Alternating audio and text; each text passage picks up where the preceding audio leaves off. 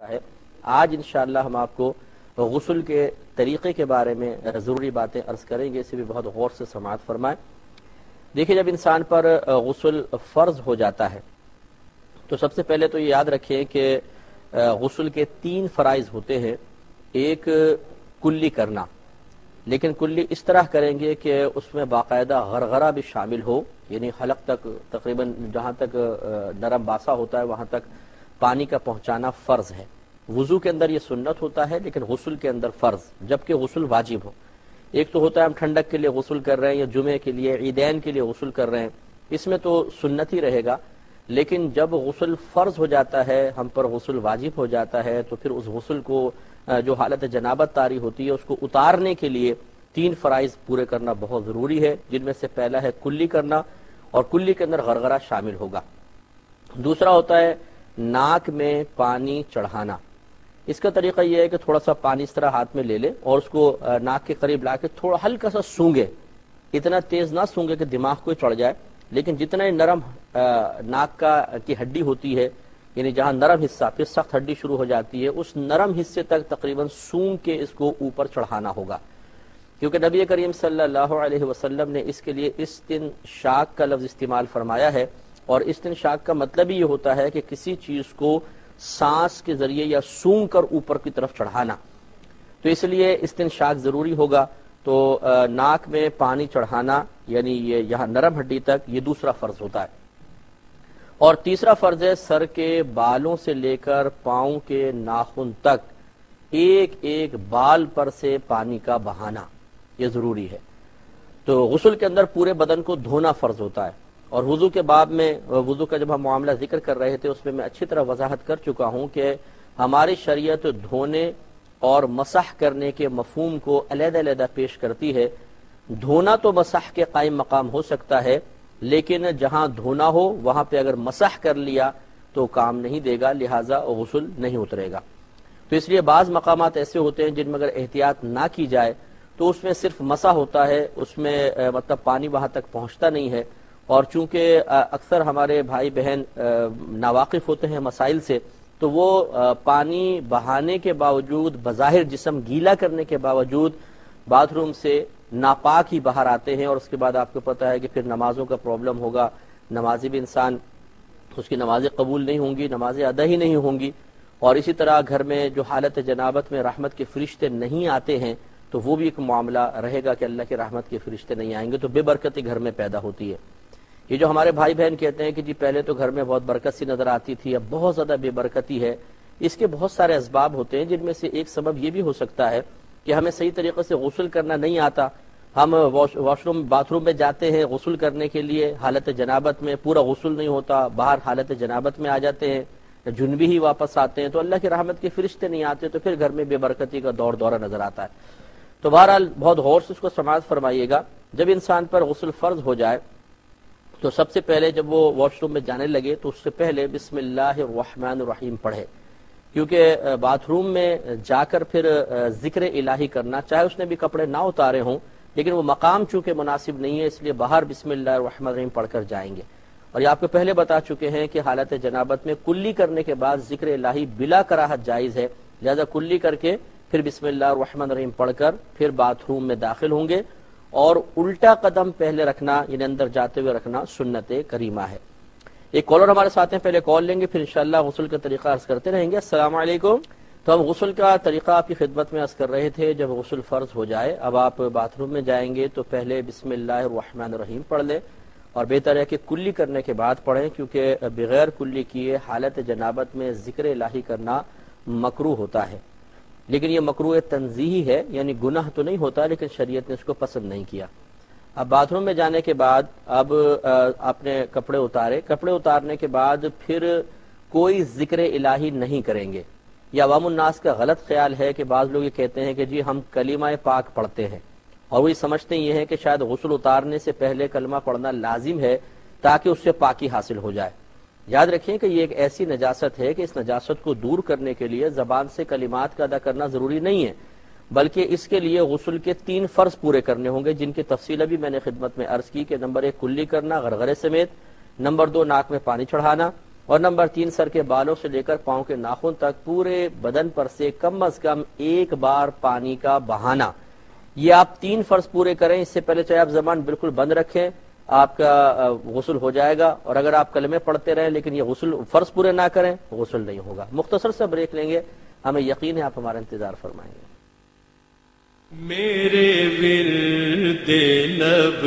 ہے نبی نبی، میرا دل مقام حبیب عشق رسول ہوں. بسم اللہ الرحمن الرحیم. غسل کا طریقہ چل رہا تھا، مختصر اس پہ بیان کرتے ہیں اور پھر اس کے بعد انشاءاللہ سوالات کی طرف آئیں گے. تو میں آپ کی خدمت میں عرض کر رہا تھا کہ غسل اتارنے کا تعلق کلمے سے نہیں ہے، لہٰذا کلمہ پاک وغیرہ پڑھنے کی بالکل حاجت نہیں. خصوصاً باتھ روم میں جانے کے بعد ویسی وہ مقام ایسا ہوتا ہے کہ ذکر الہی وہاں کرنا مناسب نہیں ہے. دوسرا، جب انسان اپنا ستر کھول دیتا ہے تو پھر کسی قسم کا کلام اشد ضرورت کے بغیر کرنا یہ مکروہ ہوتا ہے، کیونکہ جب انسان اپنا لباس اتارتا ہے تو فرشتے اس کے پاس سے چلے جاتے ہیں. اب اگر وہ کلام کرتا ہے تو فرشتے گمان کرتے ہیں کہ شاید اس نے لباس پہن لیا ہے، وہ واپس آتے ہیں، اور پھر وہ فرشتے چونکہ بہت زیادہ حیا والے ہوتے ہیں اس لیے ان کو روحانی تکلیف ہوتی ہے سمجھ لے. تو اس لیے مناسب نہیں ہے کہ ستر کھولنے کے بعد ذکر الہی کیا جائے. اس کے بعد یہ خیال ضرور رکھیے گا کہ جب انسان ستر کھول دیتا ہے تو ستر کھلے ہونے کی حالت میں کعبۃ اللہ کی جانب رخ کرنا یا پشت کرنا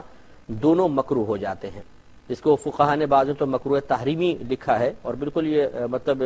جب استنجا کے لیے بیٹھیں تو مکروہ تحریمی ہے. نبی کریم صلی اللہ علیہ وسلم نے منع فرمایا اور ارشاد فرمایا کہ جب تم استنجے کے لیے بیٹھو تو اس طرح نہ بیٹھو کہ تمہارا رخ یا تمہاری پیٹھ کعبۃ اللہ کی جانب ہو. لہذا نہاتے ہوئے بھی اس کی احتیاط کرنی ہے کہ ہمارا رخ نہ تو کعبۃ اللہ کی طرف ہو نہ ہماری پیٹھ کعبۃ اللہ کی طرف ہو. اس لیے تھوڑا سا ذرا خیال کر لیں. اگر بالفرض آپ شاور سے نہا رہے ہیں اور اس کا رخ ایسا ہے کہ جب آپ اس کی طرف رخ کرتے ہیں تو آپ کا رخ کعبۃ اللہ کی طرف ہو جاتا ہے، یا اگر آپ یا ایسا ہو جاتا ہے کہ پیٹھ کعبۃ اللہ کی طرف ہو جاتی ہے، تو یاد رکھیں پھر اس طرح نہانا یہ سخت مکروہ ہے. کوشش یہ ہونی چاہیے کہ پھر یا تو ٹیڑھا ہو کے انسان نہائے کہ کعبۃ اللہ کی طرف نہ رخ ہو نہ پشت ہو، اور یا پھر بالٹی بھر کر اس بالٹی کے ذریعے آپ نہا لیں یا ٹب وغیرہ کے ذریعے نہا لیں تاکہ یہ مکروہ فعل کرنا لازم نہ آئے. اس کا تھوڑا سا خیال رکھنا چاہیے. ایک یہ بات یاد رکھیں کہ اگر بالفرض بہت سے ایسے لوگ ہوتے ہیں جو بالٹی میں یا ٹب وغیرہ میں پانی لے کر پھر اس سے نہاتے ہیں، تو جب انسان پر حالت جنابت طاری ہوتی ہے تو ہم نے آپ کو سمجھایا تھا کہ ایک نجاست حکمیہ انسان پر طاری ہو جاتی ہے. یعنی ایسی نجاست جس کو آپ دیکھ نہیں سکتے، چھو نہیں سکتے، اس کی کوئی اسمیل وغیرہ نہیں ہوتی ہے، لیکن شریعت یہ کہتی ہے کہ یہ شخص ناپاک ہے. اور اب اگر ایسی حالت میں آپ پانی میں بغیر دھلے ہاتھ کو پانی میں ڈال دیں گے، مثلا ایک انگلی بھی اگر ڈالی تو سمجھ لیں جتنا پانی اس میں لگے گا آپ یہ باہر نکالیں گے تو اتنے حصے کی جنابت دھل کر اس پانی کے اندر مل جائے گی، اور یہ ناپاکی ہے، لہذا وہ پانی ناپاک ہو جائے گا. لیکن اس کو ویسا ناپاک نہیں ہے جیسے پیشاب وغیرہ گر جائے تو ناپاک ہوتا ہے، بلکہ اس پانی کو کہتے ہیں مستعمل. مستعمل پانی وہی ہے کہ جس سے آپ نے بے وضو پن دور کیا ہو یا جنابت کو دور کیا ہو، یا اس پانی کو اللہ تبارک و تعالی کا قرب حاصل کرنے کے لیے بنیت عبادت استعمال کیا گیا ہو، وہ پانی مائع مستعمل کہلاتا ہے. اور اس کا حکم یہ ہوتا ہے کہ اس سے آپ وضو یا غسل نہیں کر سکتے ہیں. لہذا اگر کسی نے بالفرض واش روم میں گئے اور باتھ روم میں گئے اور انہوں نے بالٹی میں چیک کرنے کے لیے جیسے گرم پانی انگلی ڈال دی تو یہ پورا پانی مستعمل ہو جائے گا اور اس سے اب غسل نہیں کر سکتے ہیں، یہ غسل اتارنے کے قابل نہیں رہا. ہاں، اس کو دوبارہ قابل استعمال کرنے کے لیے ضروری ہے کہ آپ اس میں مثال کے طور پر اس کو نلکے کے نیچے رکھ دیں، تھوڑا سا نلکا کھولیں، بالٹی جب بھر کر تھوڑا سا پانی بہہ جائے تو نلکا بند کر دیں، بس یہ دوبارہ غیر مستعمل ہو گیا. یعنی اس پانی کو جاری کرنا ہے، چلنے والا بنا دینا ہے، تو یہ پھر غیر مستعمل ہو جائے گا اور اب آپ اس سے اپنا غسل وغیرہ مکمل کر سکتے ہیں. ایک مزید کالر ہمارے ساتھ ہیں. السلام علیکم. اس کے بعد ہم نے آپ کو پہلے بھی سمجھایا تھا کہ غسل کے لیے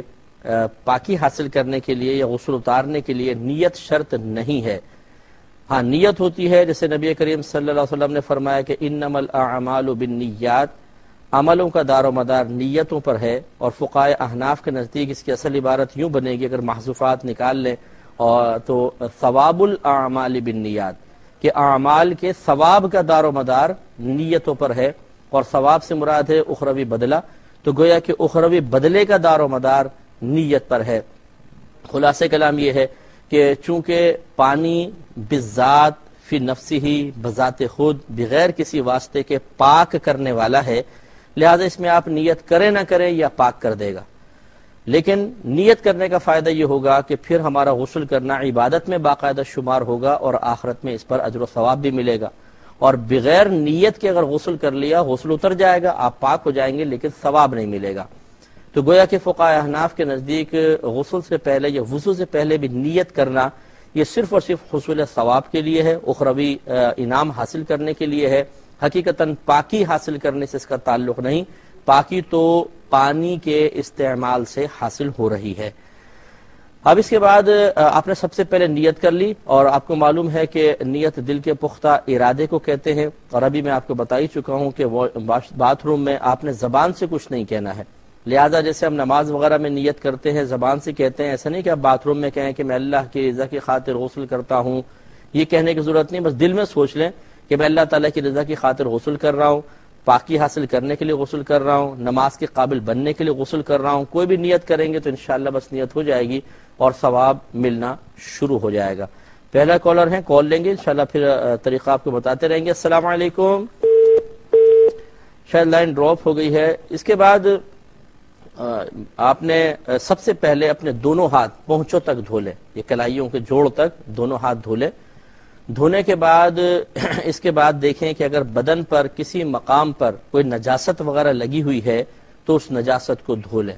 اگر آپ بالٹی سے نہا رہے ہیں یا ٹب سے نہا رہے ہیں تو بہت احتیاط سے، کہ اگر نجاست پر پانی لگ کر بالٹی کے اندر چلا گیا تو کل ناپاک ہو جائے گا، نجاست پر لگ کر تو اس لیے پانی لے کے احتیاط سے پہلے سائیڈ میں ہو کر پھر آپ اپنے جسم سے کوئی ایسی گندگی وغیرہ ہے تو اس کو دور کر لیجئے۔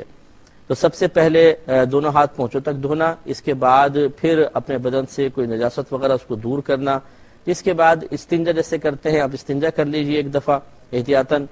اور یہ کہ میں مزید آپ کو احتیاط عرض کر دوں کہ خصوصاً مردوں کے لیے یہ مسئلہ ہے کہ جب آپ پر غسل واجب ہو جائے تو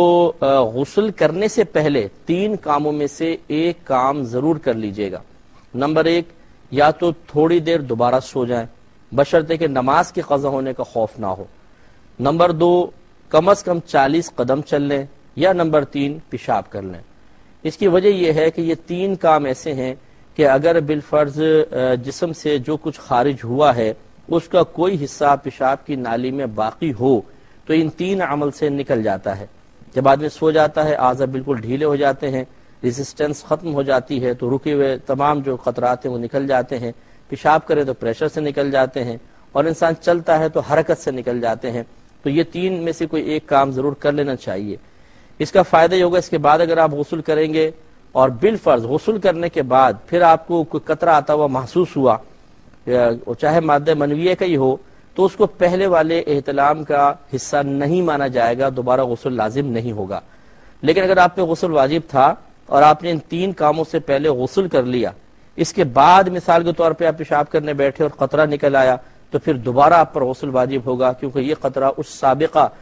جو ڈسچارجنگ ہے اسی کا حصہ متصور ہوگا، درمیان کا غسل کالعدم ہو جائے گا۔ پہلے کال لیں گے پھر انشاءاللہ سلسلہ کلام جاری رکھیں گے۔ السلام علیکم۔